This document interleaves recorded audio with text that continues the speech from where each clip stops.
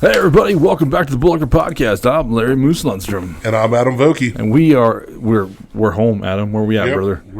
We're home. The place I spend my third most time. His bed, gay bar, and welcome to the Bullhucker podcast at Bullhucker Studios. Well, I was going to say my truck. He goes because the music's good, okay? Let's not be judgmental here, you bastards. Plus I get hit on. I don't happen in Queens. Right. That's nice. They think I'm pretty there. That's right. They're like the big beefy man. Yep. But we're here at Bullhucker Studios in the bowels of the Emporium, Brush Emporium, 210 Clayton Street. Yep. And we got a returning guest, a returning guest. Yeah, we do. And he's co-hosted a couple times. He has co-hosted a couple times, and I have the 100 episode rule, and he's actually hit that, and he's not the only one that can do it. Yep. He was episode number 3.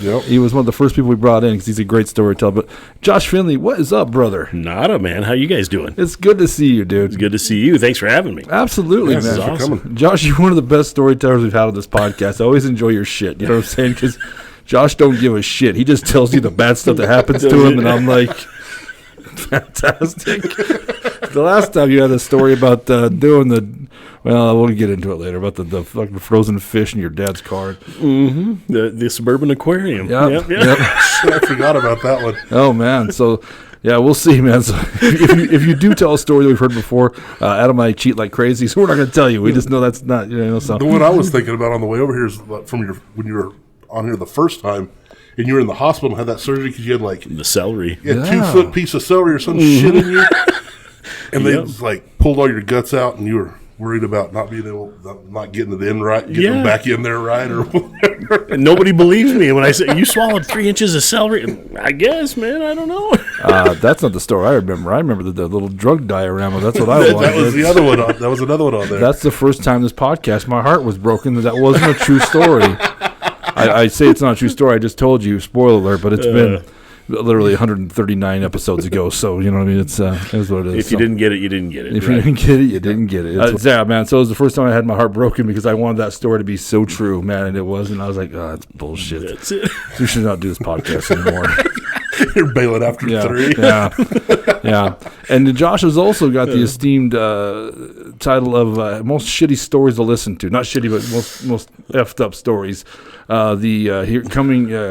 Here I Come story, always with Pierre Carrillo. Oh, Right, yeah. Like when you co-host. I was like, wait a minute, I don't remember that one. He shoots himself in the eye. Yeah, that was rough. I looked back when I was editing that, and just the both of us are laughing, so we're giggling like little girls, like just heard the F word, just think it's the funniest shit. But it's been fun though, man. But I'm so excited to have you back, man. It's going to be good. Thank you for having me. What's going on nowadays? What are you up to?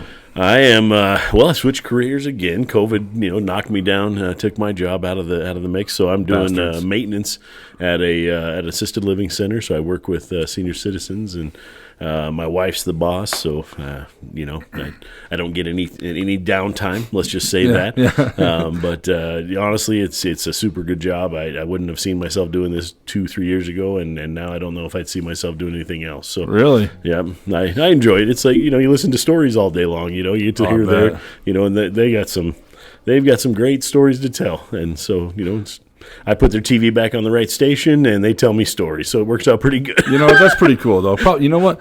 All joking aside, probably some knowledge being dropped in there, right? Guaranteed. Yeah, I should have listened a little more to my own grandparents before they were gone, and so now this is kind of my second chance to learn from them a little bit. So I came in early to get some of the wings from upstairs, which were amazing.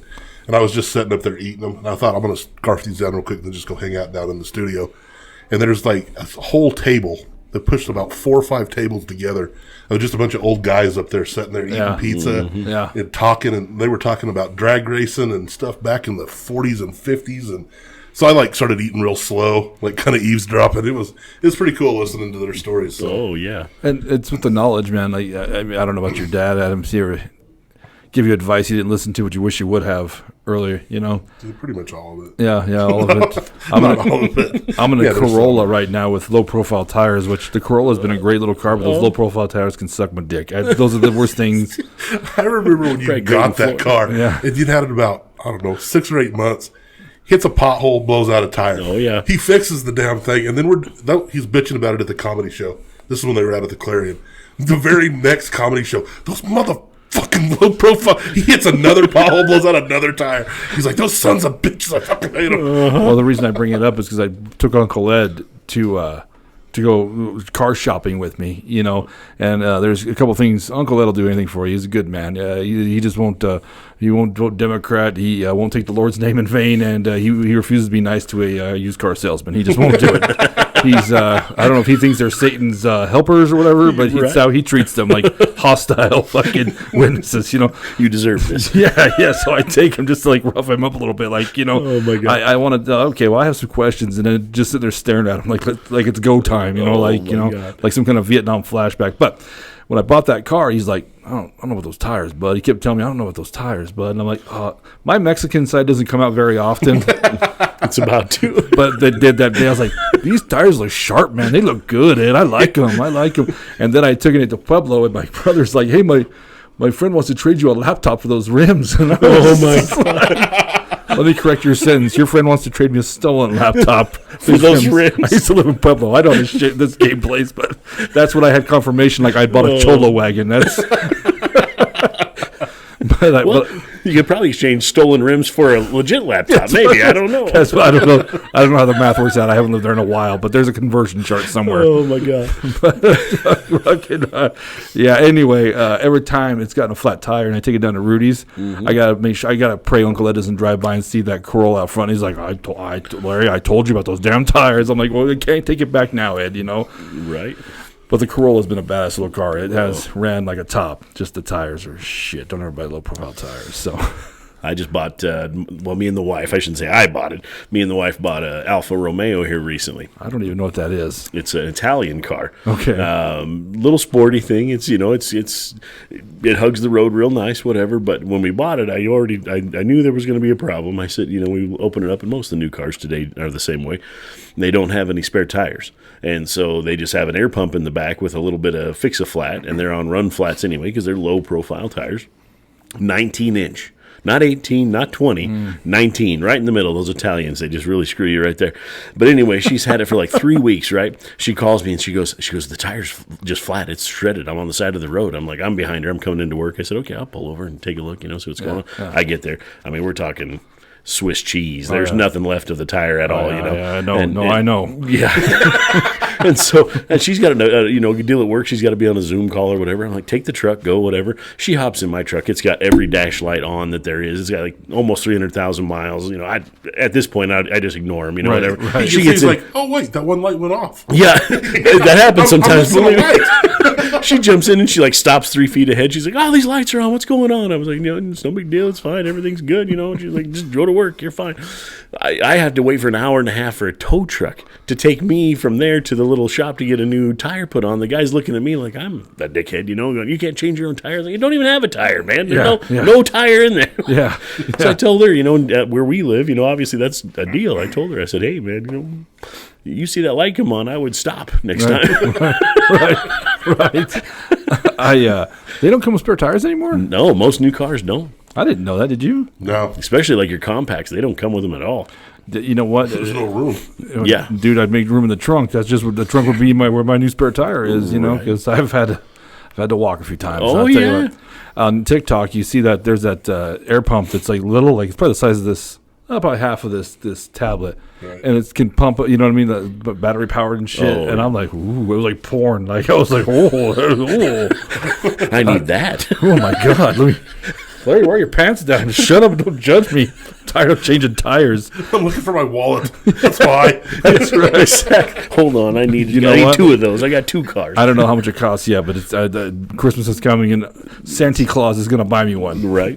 So yeah. That's awesome. All right. But hey, if you before we get going any further, if you're new to the podcast, welcome to the Bullhucker Podcast.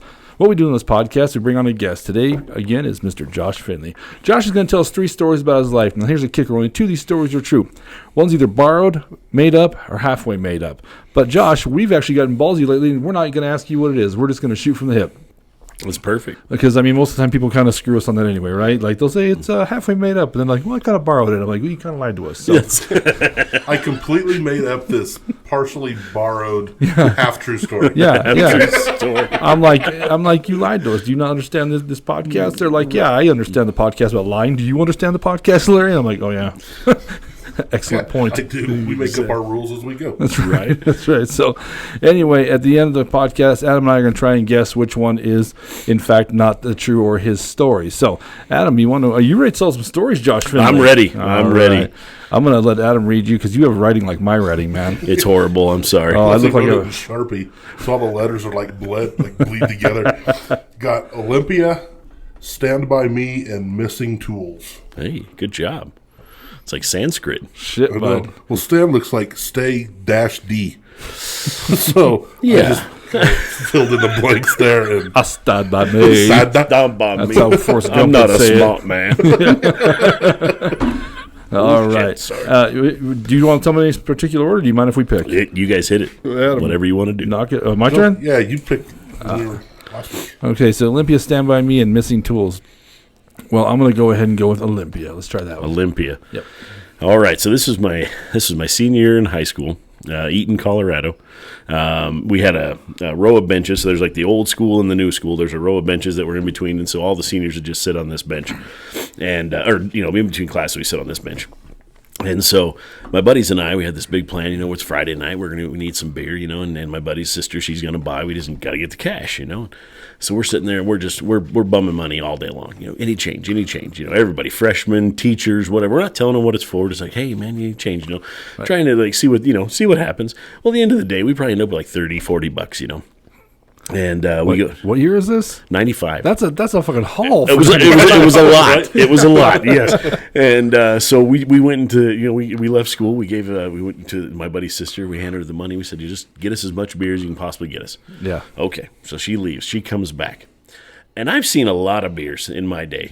Even at that time, I'd seen a lot of beers. Yeah. She rolls up with I don't even know, 3 or 4 cases of Olympia. Had it. Okay.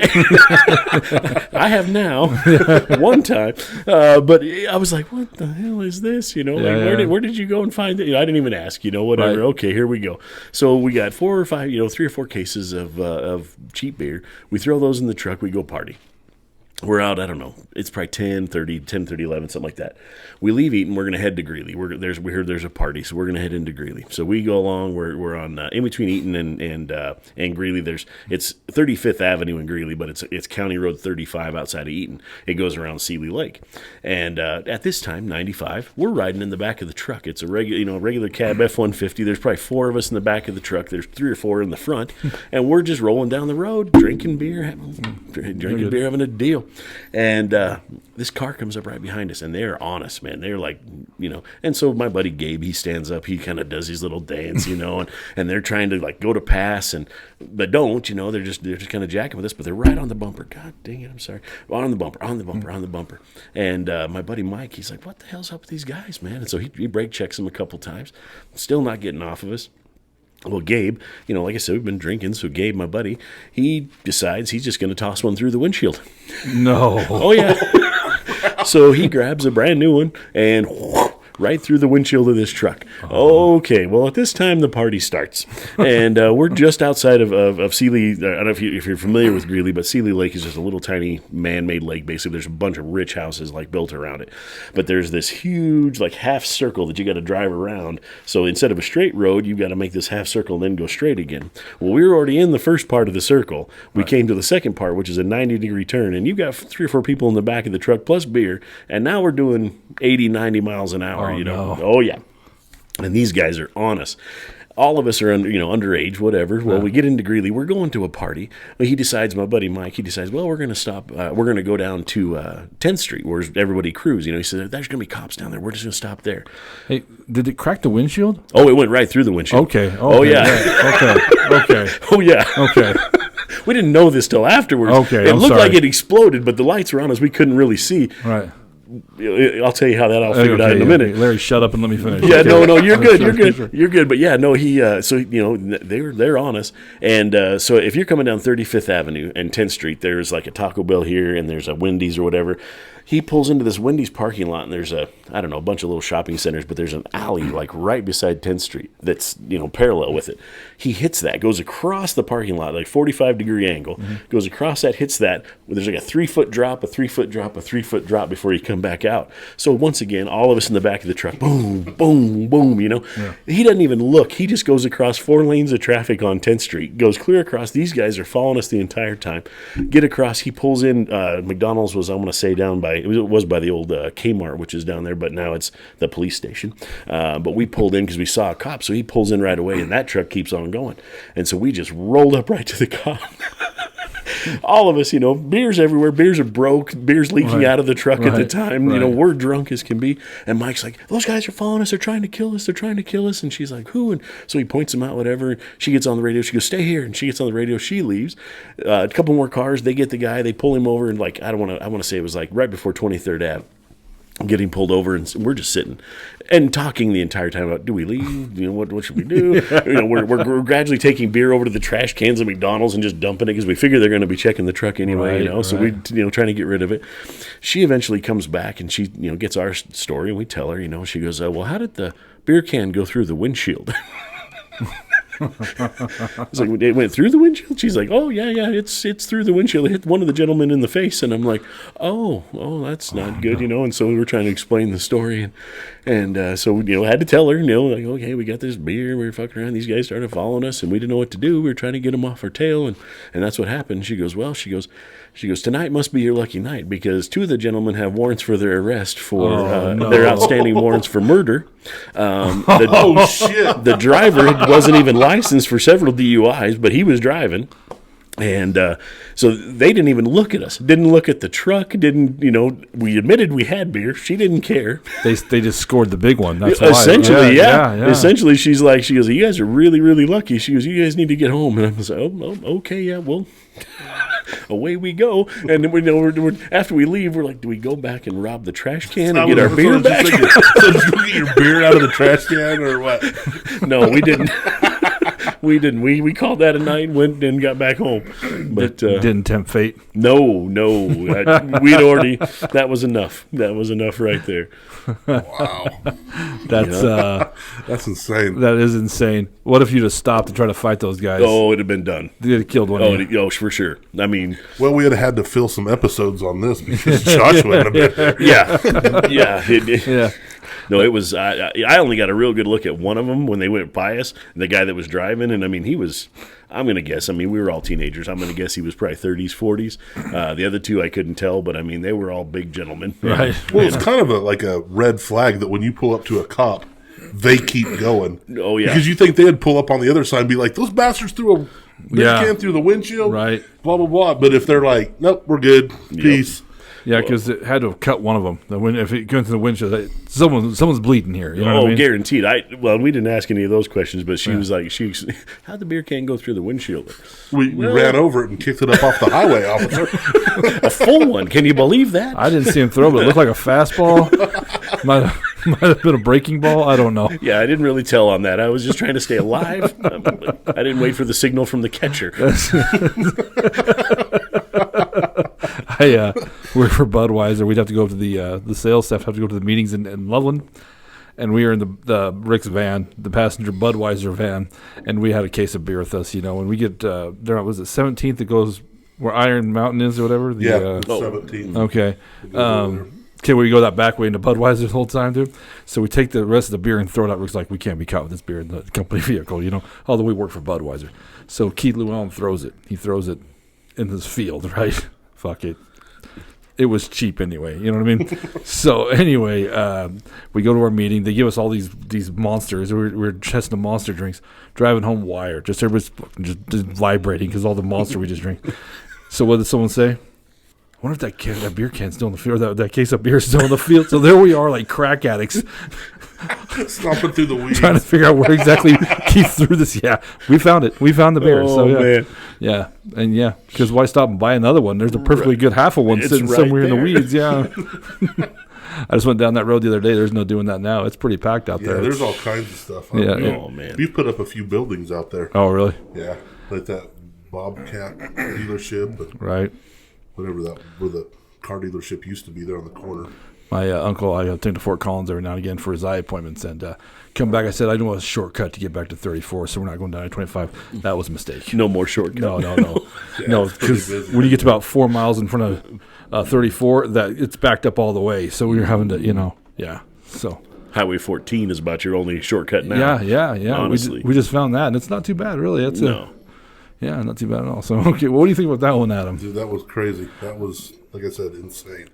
That's a Josh Finley story. That's it. Definitely. That's we laugh. Kerry Kudrin was last week's episode, and he has a story. And the reason I didn't pick the one you picked is because it sounded like a Kerry Kudrin story. You know what I mean? Like that.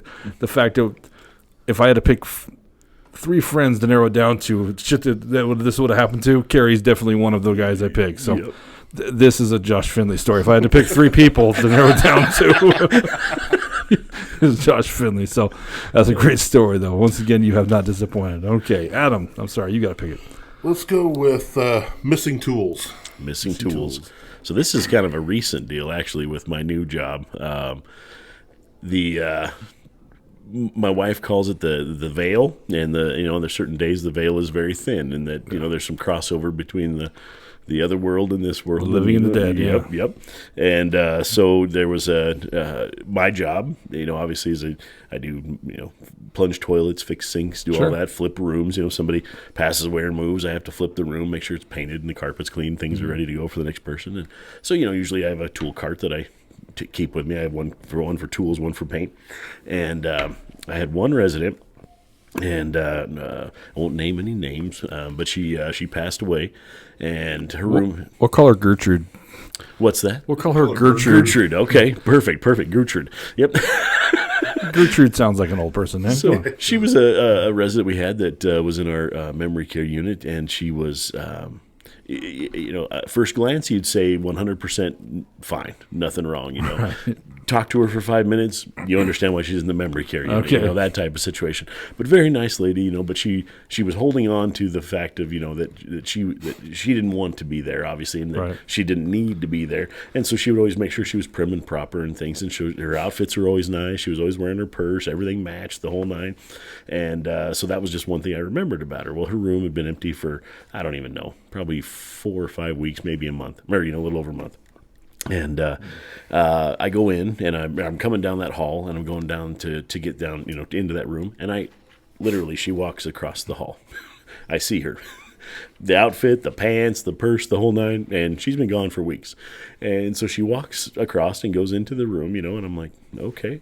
And I get down to the end of the hallway. I look, the door's shut. I go open the door. She's not in there, the whole nine. I look, check the whole room. And in memory care, there's basically a studio. It's just one room and a bathroom, so there's not like it's a whole lot of area, But I check the room, nothing in there, ready to sell. Okay, so I go back and I'm working in this room that's just on the other side of the hall, and I'm painting and doing my thing, and I'm looking. I'm trying to find my paintbrush. I can't find my paintbrush anywhere. I'm like, my paint cart's got everything, but it's not there. I'm like, okay, so I go back to the office. Can't find it there. I'm like, okay, well, something's up. So I go to Sherwin-Williams, buy me a new paintbrush, come back, I'm working. Probably an hour or so later, I go to put the plates back on the walls. I'm getting done painting, I'm putting the plates back on the walls. Can't find my screwdriver anywhere. So I'm like, what in the heck, So I'm looking all around, can't find my screwdriver. Go back to the office, can't find the screwdriver. So now I'm just, I'm frustrated. Right. It's there. It was there 5 minutes ago. What, as far as I know, whatever. But it was there. And so once again, I go get a different screwdriver, get the job done, come back, whatever. I had, it was probably 2, maybe 3 weeks after that. Some people come in and did a tour, and they were looking at that room. My wife comes back around because she's the boss. She comes around. She's got my paintbrush and my screwdriver and says, I think you left these in 220. No, I sure didn't. And that was her room. And so sometime in the middle of that, and like I said, after I followed her in, I looked at the room, nothing in there, nothing at all. The room is completely bare, ready to go. And I was like, where'd you find these? She goes, they're on the windowsill. There's no way I would have left, a paintbrush and a screwdriver on a windowsill, especially when it's on my cart, But Right. Evidently, I had somebody taking them from my cart. I think that damn Gertie robbed you. Gertrude, yeah. Well, if she'd come over and paint the room, at least, do some work on the other side, But yeah, that was probably that's my closest experience with it, with paranormal, I would call. But and I'm not going to blame her one way or the other. But I see her with the purse and she's walking across the hall. That's wild, man. That's wild. That's bullshit. That's bullshit. Okay. I don't even need the third story. So you know what? So you know what? On the Bullhucker, we have certain fights we fight every fucking episode, okay? Oh, no. It's rock, paper, scissors, the first one. And the second one is the ghosts aren't real, but he believes in fucking Yetis and Bigfoot. Hey, did you see the new footage of Bigfoot over by Durango? Really? Really? I saw it. You're not going to tell me they didn't have a dude just sitting out there. They're like, that's a great marketing we're gonna thing, huh? Look at that guy. How did he get there? Yeah. How did we have a camera? Yeah. Right? I can understand that footage being available in like 20 years when this new generation, because they film everything. Our generation doesn't like, I'm here just filming a rock and it's a beautiful. What is that right there? Bigfoot, yeah. What are you filming the rock for, exactly. man? Get the fuck in the out right, of here. and he walks like a human. He's like strutting. Yeah. Puts his hand up like you can't see his face. Come on, bro. Here's my watch. That's just my CU joke right now. Sorry. Have you seen my watch? Until you go to UCLA, then it gets stolen. Yeah. So, well, I mean, you showed it off. Roar, roar. You guys know which way Durango is. Right. You boys. At least the shit in that video is real. Yeah. He's seeing shit over here walking the halls. Hey. I love it. It's a real deal. I love it. You should have came back on. We did another Halloween episode. It just came out a couple weeks ago. So nice. Yeah, it was fun times. Well, I wouldn't even ask what you think about that, hater. So hater. Exactly. I love those kind of stories, man. You know what? I do believe in that stuff, but I believe that retirement homes have got to be just packed chock full, man. Dude, it's I've only been there basically. I'm coming up on 3 years, but she would tell me stories, and especially her, like she's like 90% Native American, and so especially when she comes home, like she feels it. She feels the energy around her and that sort of thing. But she was there one night. Wait, your wife? My wife. Yes. Sorry. Yes. No, Gertrude. Sorry, not Gertrude. No, my wife. She hits her right home in the Alfa Romero. But so for me, like I don't do Snapchat, I don't do any of that stuff, so I don't really understand how it is. But she gets home that one night and she's Snapchatting her friend, whatever, and she a couple times she took this picture. There's two faces in the picture, and she's like, take a look at this. And so she comes over, she has me sit in, and sure enough, it pulls me, and the other face is still there, whatever. So we saged the house, the whole nine, did that sort of thing. But she can feel them around the house. But I mean, she's also a nurse, so she's there when those moments happen. Right. Like I'm not usually there. I give her I tell her that she's like the infantry that goes in and fucks everything up, and then I'm Halliburton that comes in and mops everything. Yeah. He fixes it all. Yeah. I get the what do they call it, uncontested contract to mop everything up and fix it. That's what it is.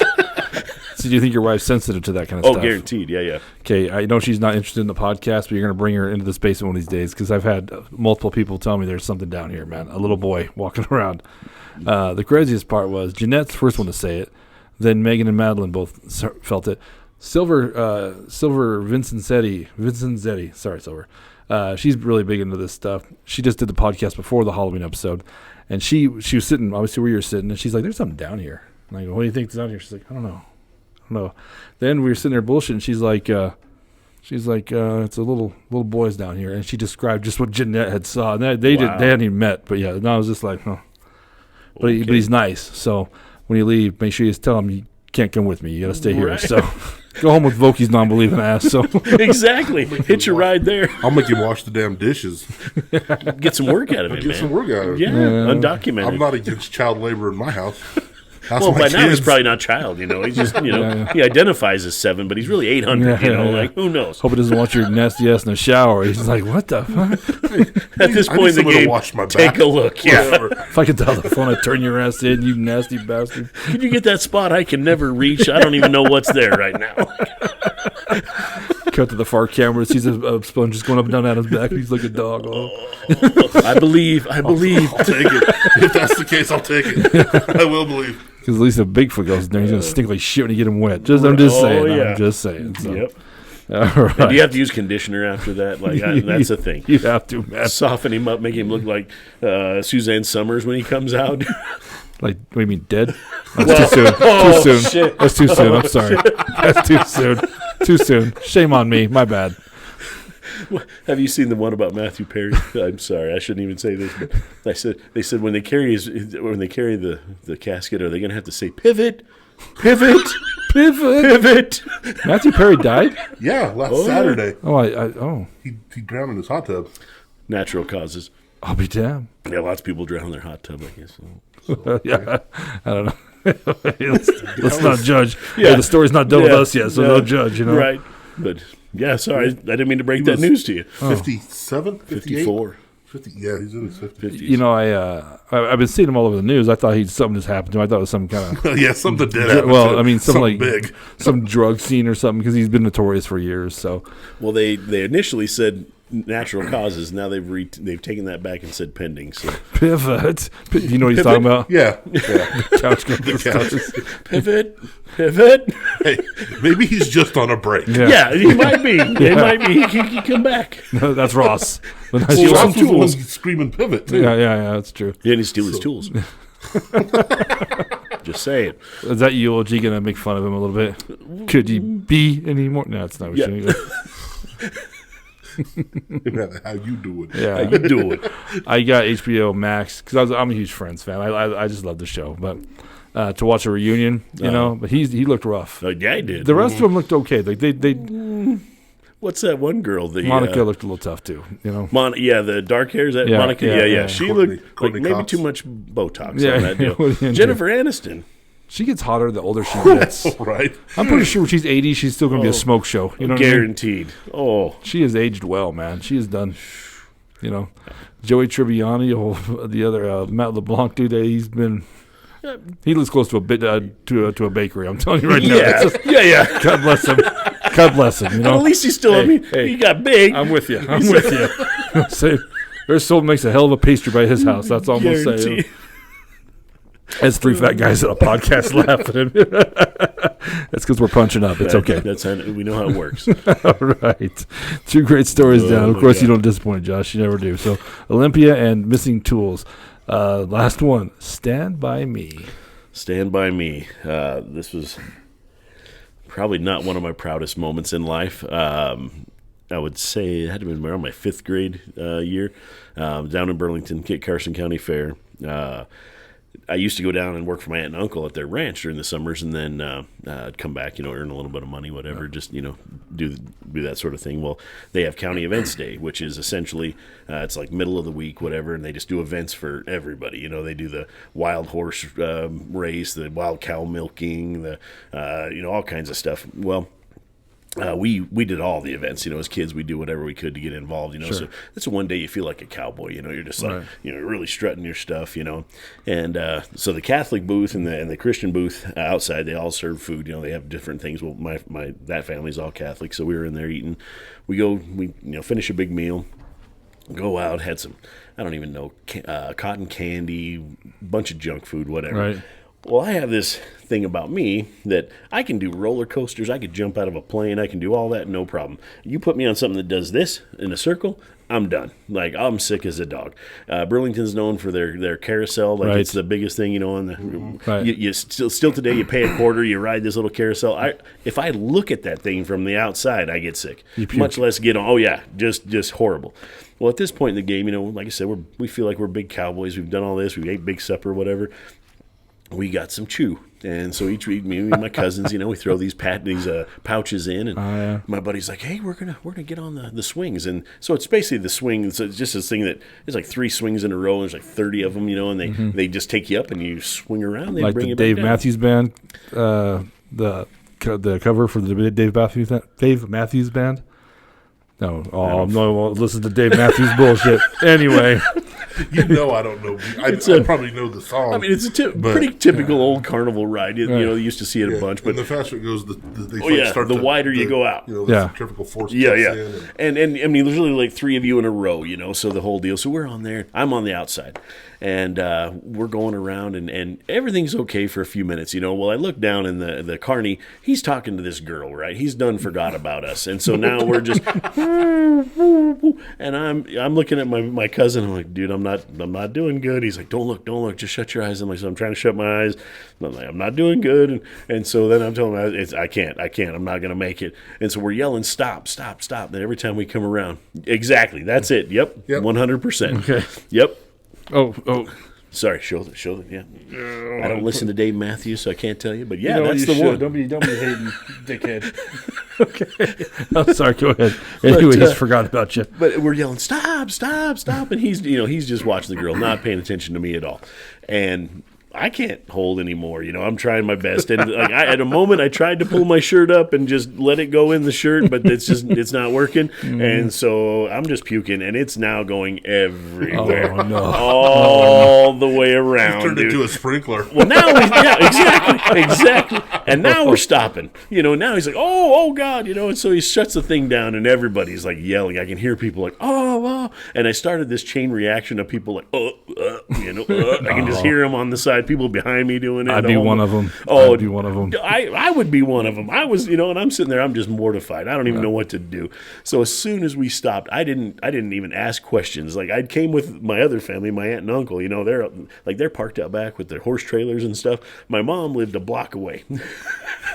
So I'm like, I jumped the fence. I got out. I just ran straight to the house. I ran right in the front door. I am covered in puke. Just everywhere. What happened to you? I'm like, I told her the story. You can't do that. No sympathy at all. You can't do that. You can't ride those rides. That's not going to work. I was just confirming. Yeah, I thought I'd give it a go. I thought on a full belly, give it a shot. I thought it was cured, Mom. I thought it was cured. God, it was horrible. But, there it is. That's my... And everybody, I joke around in Vegas. There's that kind of like that. Have you been to the Stratosphere in Vegas?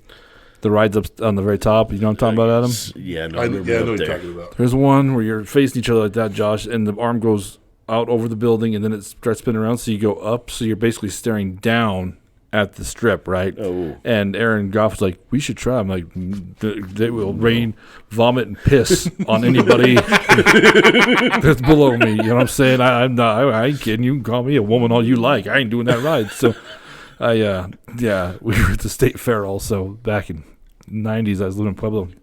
One of my best friends, Mac Deal, he's still there too. So him and I go to the State Fair, check it out one day. We go to the Gravitron. You know what I'm talking about, the Gravitron? Oh, yeah. So, where kids go upside down and shit, and Mac and I are just enjoying it. Like, this kid, just like you did, he vomits. But, man, it just caught Mac in the face, dude. And then I was like, dude. And this kid, I don't know, no one was watching. It's Pueblo, so of course nobody's watching him. It's Pueblo, Yeah, right. But yeah, it was horrible. It was nasty, dude. So, and this thing's moving at the speed of light. So you know what I mean. So the minute he puked, everybody had it on him. Like no one knew where it came from at first. Like it was The lights flash. You're trying to find out who the origin is. What? Yeah, so there's one kid with nothing on him. It was you. It was you. Exactly. Which one of you bastards had the corn dog? Oh, how would you like to be the guy who's got to clean that out? Oh, I'd stab that kid in the heart, man. They're all roadies, not roadies. Carnies, thank you. They have a stereotype for drinking and all that and drugs. And you know what? I worked the State Fair security and parking for a couple of years, and I got to tell you that stereotype's pretty damn true. It's not. We'd have to sit there on the and catch them coming in and tell them you can't bring that handle of vodka in here. Oh really? That's not news, man. Come on, bro. You know this. You're gonna be there's kids that are gonna ride the roller coaster that you're in charge of. You can't be shit faced when you do it. This isn't Wyoming. Come on, get out of here. So this is breakfast. I don't know what your problem is. But it's just water. They go across the street to the Alibi in Pueblo. It's on the other side of Prairie, right across from State Fair. The Alibi did all their business during the State Fair time, because the Alibi, if it's still open, is a shit hole in Pueblo. It is bad. And they'd get hammered and they'd come by. They'd sleep on the lawn out in the State Fairgrounds. They have the lawns all around it, We catch them all over the place, man. That's why I don't ride any rides at the State Fair anymore. If I had a child, I'd be like, no, we'll take you to Elitch's where the kids are probably just high, but, they're not. When I was a kid, I'd take animals up. I was in 4-H. We'd go up there to show animals, and like like I'd show pigs like one day and then like have like a day off, then like the next day it'd be sheep or whatever.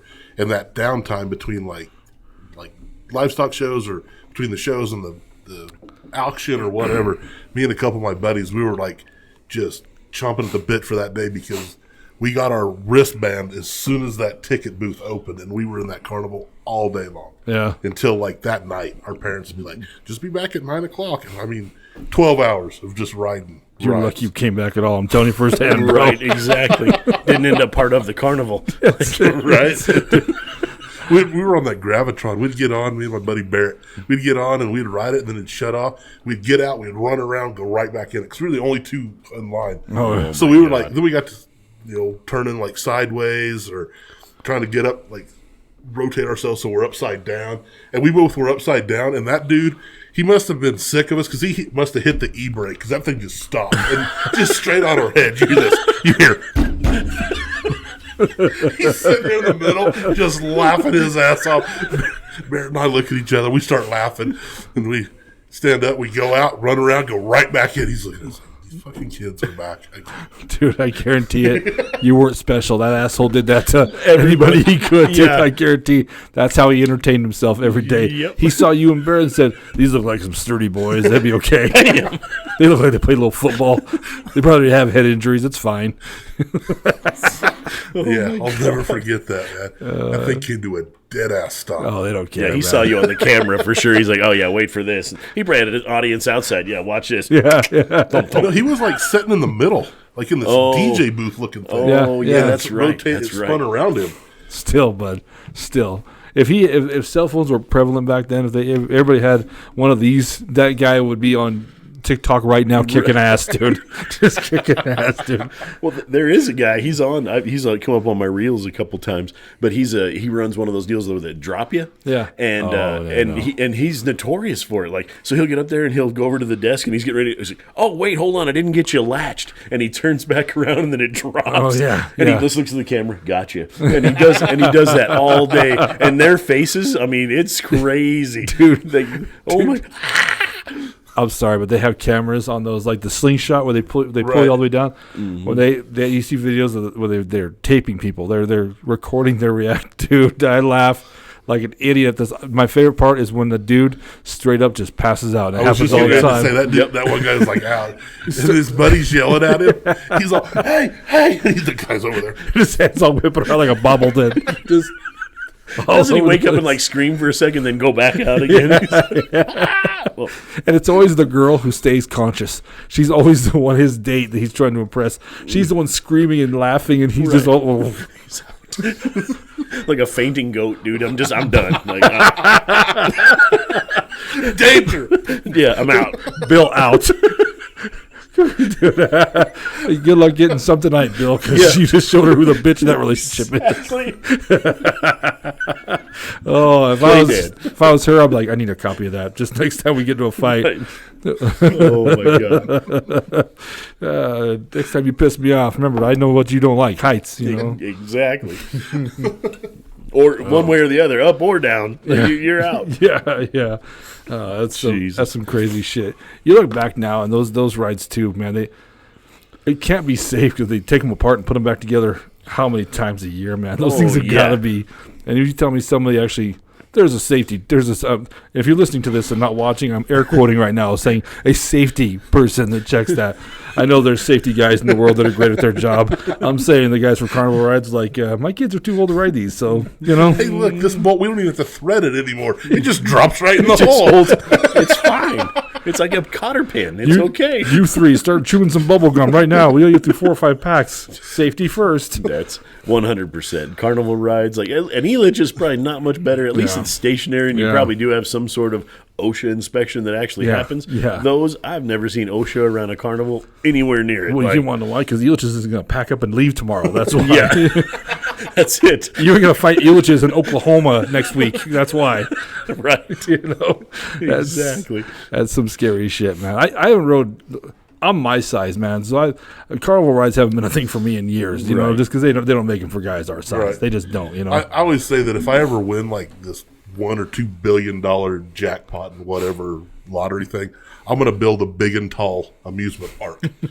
I mean, and we're going to have the thing is you have to be at least this tall. It's going to be like at 6 foot. You have to be at least 6 foot tall to ride this ride. If you're not confused for an NFL player, yeah, right. And you know who's going to hire to run the garbage on? This guy right here. Oh my god!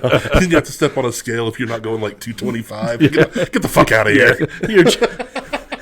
Those are rookie numbers. You got to beef those up. The little lap bar only clicks one time. That's all we need. Click. It's there. If you ain't 280, you ain't ready. That's right there, buddy. You know.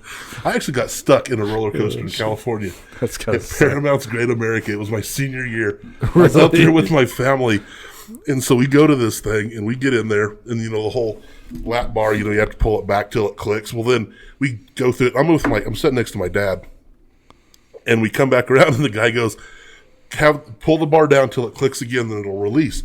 Well, I didn't have another click in mind. Oh, no. And so they couldn't get that thing pushed back. So my dad gets out, and the guy's over there, the operator comes over, and he's like pushing on it, and I'm like trying to like suck my stomach in and scoot back and up, and it just wouldn't go. So the other person loads this entire roller coaster, and then they send it again with me still in it. Hell yeah! So then they come back, same thing. Now there's 2 guys there to push on this lap bar. They couldn't get it undone. They send it again. And so the 3 third time, it looked like a fucking NASCAR pit crew. That thing comes in, and there's probably 6 people. There's a guy with a wrench that's like working on some emergency release thing. A guy stepping on a lever. 2 or 3 guys pushing on it. They finally got it to release. Then they like didn't put anybody in that car. Once I got out, I don't know if they like broke something just to get me out, but I rode that thing like 3 or 4 times in a row, man. There's the cheat code right there. Like, here's how you stay on the roller coaster all damn day. They call that roller coaster the Atom. He just pulls us up like he's their chauffeur driver. Like at Walmart, they have a code Atom for missing kid. At a carnival, they have a code Atom for some fat ass that's trying to be in the roller coaster. You'll never miss him because he's in the same place every day now. Yeah. He's still on the roller coaster. We're bringing him cheeseburgers. I don't know. He just wants to ride the roller coaster. That's right. Oh, that's not good. Water parks were my jam towards the end, man, because you can be as fat as you want in a water park. It's fine. Okay. So last time I was at Tell me you got stuck in a tube at a water park, Adam. Tell me that. Actually, I did. No. There wasn't enough water to keep my It was at the Waikiki Water Park in Rapid City, South Dakota, about 6 years ago. I was there with my girls, so I get on this fucking tube, and it shoots you down. It's like a big funnel, the one that you like go around and around and around, and then down the second half. Like a toilet. So, yeah. So I'm going in there and like just get down, and like it's like. I was like, son of a bitch. So I'm like in there trying to move around.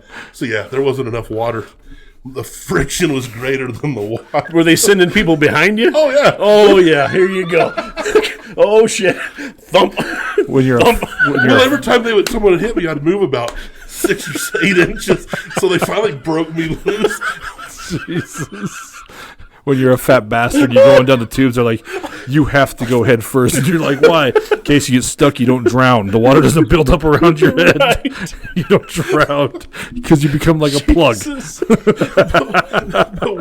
wasn't going to tell that story. Oh what I was going to say is the last time I was at the Elitch's Water Park with my buddy Barrett and his kids and his What's up, Barrett? wife, there's like this one you can go like in groups of 3 or you can go single. Yeah. Well, like the weight limit for the single thing was like 285, but the weight limit for 3 people's like 950.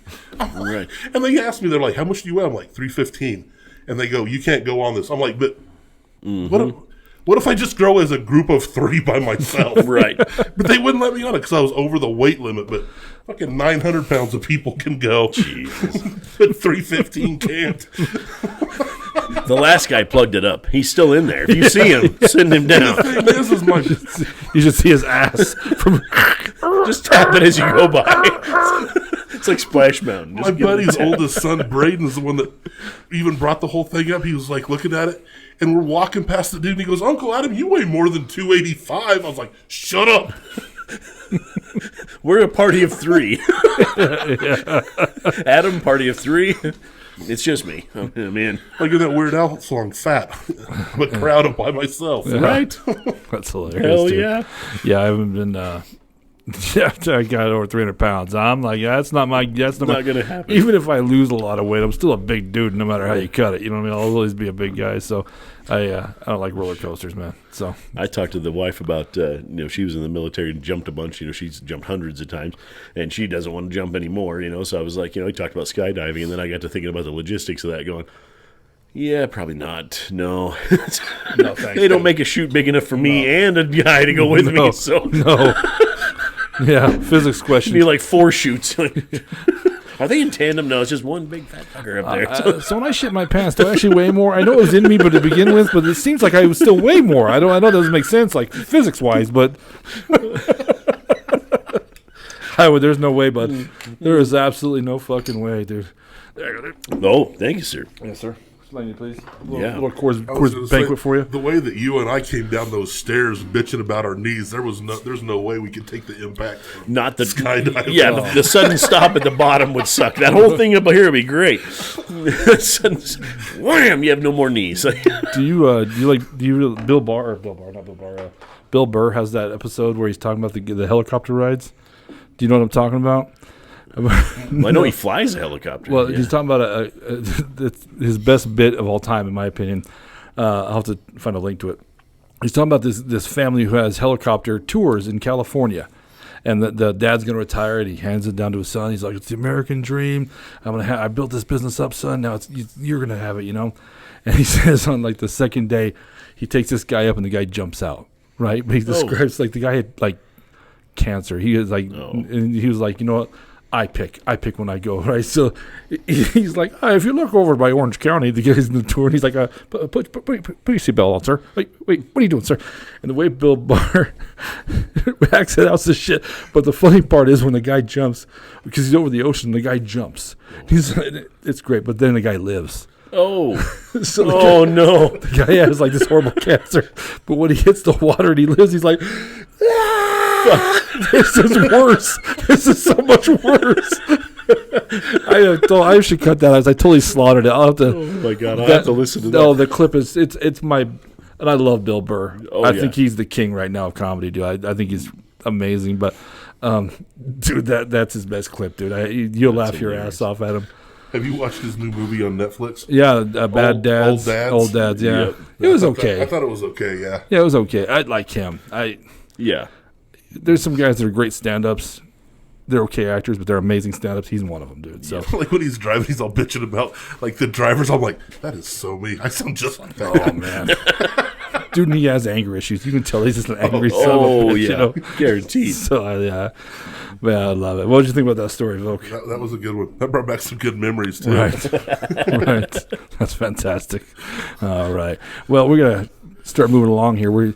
The problem with bringing an old friend on is we all start bullshitting like we do with Gary, and next thing you know, this thing's a 3-hour podcast. We're starting to Joe Rogan this shit. So it's going to be a 3-part. Aliens, man. Aliens. One story per episode. Yeah, we're not trying to pump any kind of mind pills or anything. With Coors Banquet beer helps a lot, As John Wayne said, alcohol didn't solve any problems, but neither does milk. So that's exactly right. So all right, 3 great stories. So Josh, when we pick, as you well know, I think I know the answer to this one.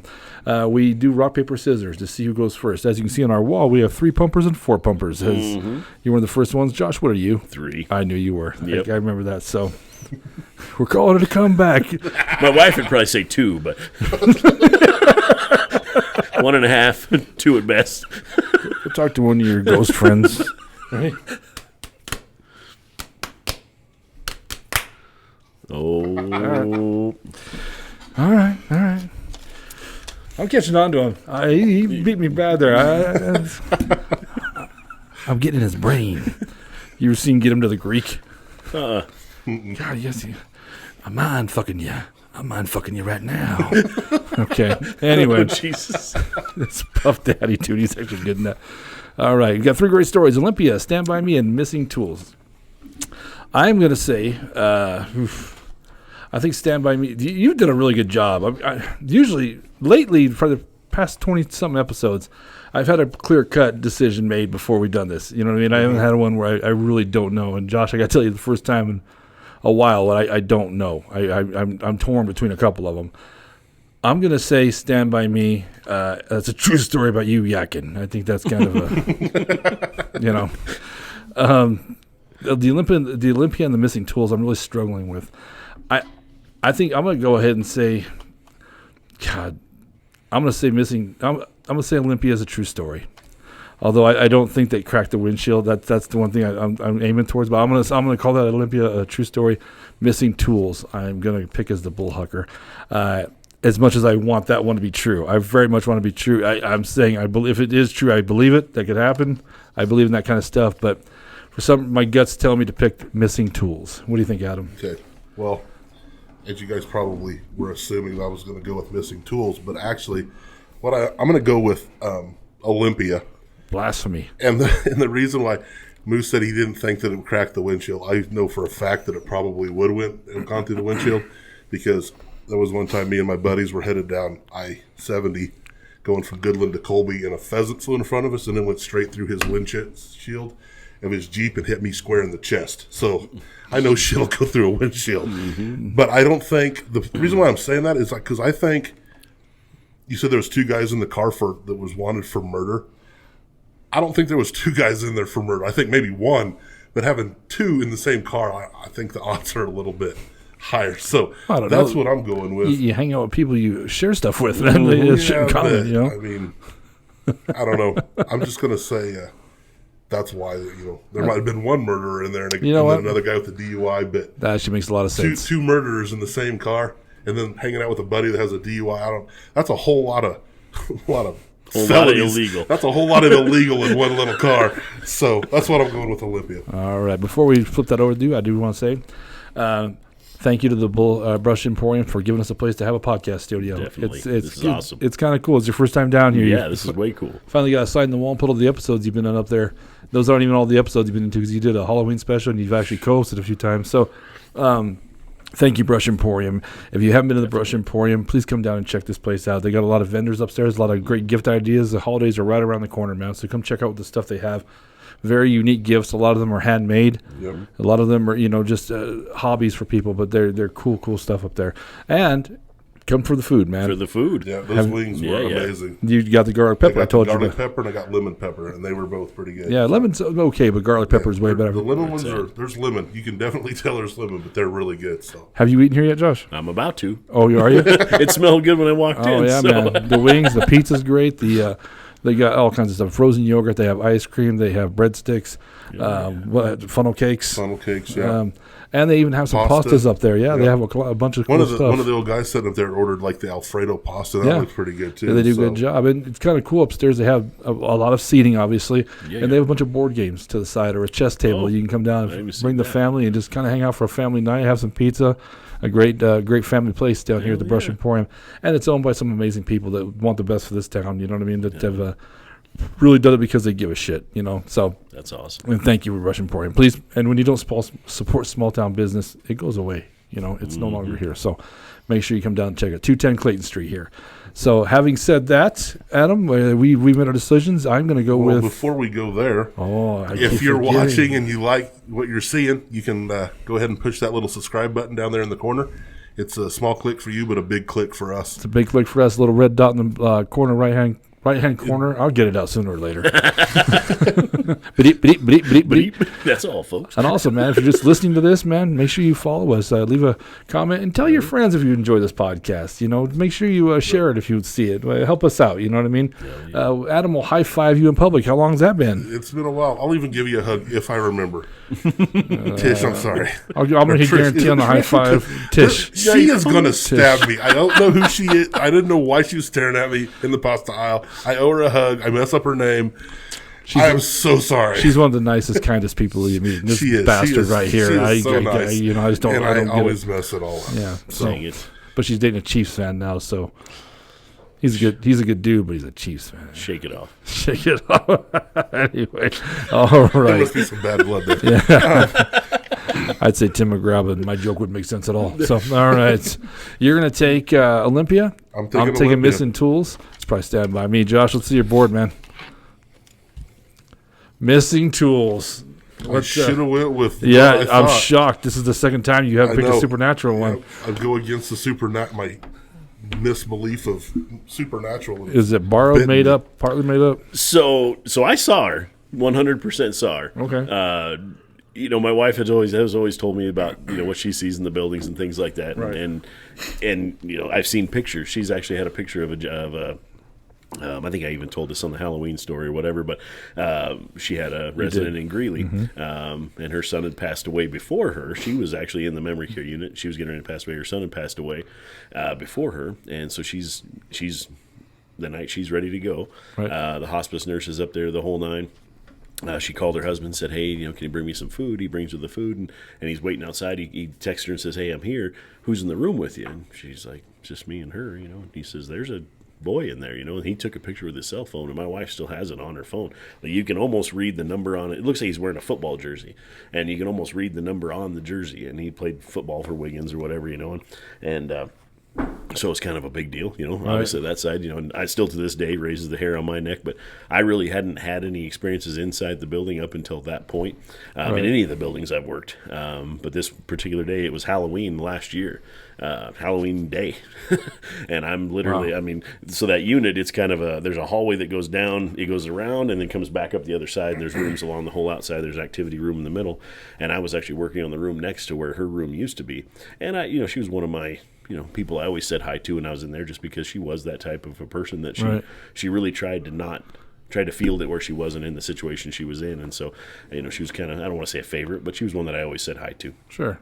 And Halloween day last year, I'm walking down the hall. I just crossed in and I looked up, and she walked right in front of me. That's crazy. Right across to the room there, and I thought, okay. Yeah. And by the way, as long as you treat everybody fairly, it's okay to have favorites. You know what I'm saying? People, for me, like I can't say, everybody in there has something. I have an attachment to pretty much everybody in there. And I think that's part of, and that unit just happens to be a little bit worse. We see a lot of, families that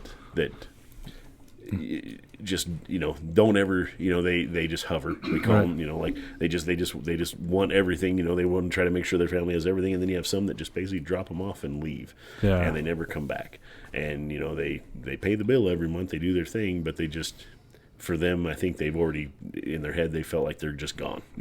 And that's shame on you if you do that. Right, shame on you. And so I see both sides of it, but she was one that she had good family, she had the whole nine, and like I said, she's just one of those people that she, if you looked at her and you just never know. As soon as you talk to her, you'd realize it was a bad deal. But she walked right in front of me, and it was the purse. She was wearing brown pants, a blue shirt, and holding her purse. And I text my wife. I was like, so Gertrude walked right by me. She's like, okay. And so she pulls me up in the office, and that night we had a little talk and everything. But it's a business we're in. Honestly, it's what we do, and it's most people. This is their last stop. I want to say, if memory serves correctly, you had talked, and I think it was that Halloween episode about. You said you saged your house, and that's something you do on the regular because things follow you home. Oh yeah.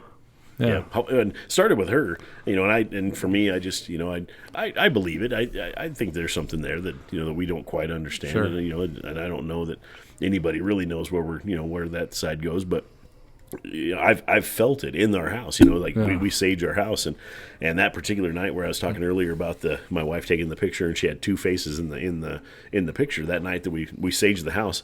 So what I'll do is I'll start in basically one end, closets and everything, I'll sage it. Hey, you need to leave. This is not your place. I'll sage the entire house. I'll go out, and as soon as we got the whole house saged, I'll open one window in the house, and that's to give you a chance to go. Yeah. And we live in the middle of the country, and wind blows all the time. This particular night, there's no wind at all. I was on the south side of the house. I opened up the kitchen window, and a huge breeze went right past me, like pulled the curtains against the wall. The other side of the house isn't even open, so there was no breeze coming through the house, and away it went. And that night, she slept better than she's ever, probably slept in months. Good. But, we do it probably, I would say at least once or twice a month. Gertrude be like, up your ass. Right, fine, I'll leave.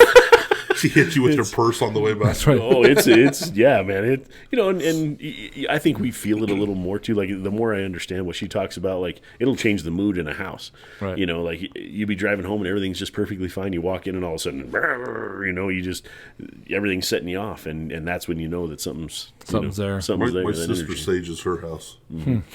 We do it regularly, honestly, just because it's, with her side a lot more, just because she's right there usually when, the people are passing away, she's with them, and so, her thing is always open a window in the room to allow them to leave, but sometimes they don't.